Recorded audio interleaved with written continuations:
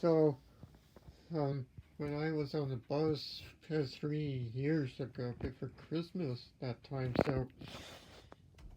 um, remember, remember kids, don't ever start screaming on the bus or bad going on. Then parents, make sure keep your kids quiet.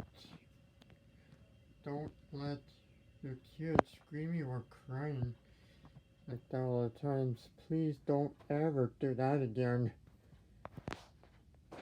And make sure to don't ever let it happen on the bus or a train all the times. Please don't ever let it happen again. So don't do that again, alright? So remember, don't start screaming or crying all the times.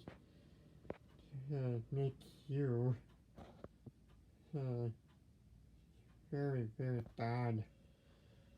You get kicked off the bus if they're screaming again, or bad happen to listen to you pretty loud just screaming or crying like that.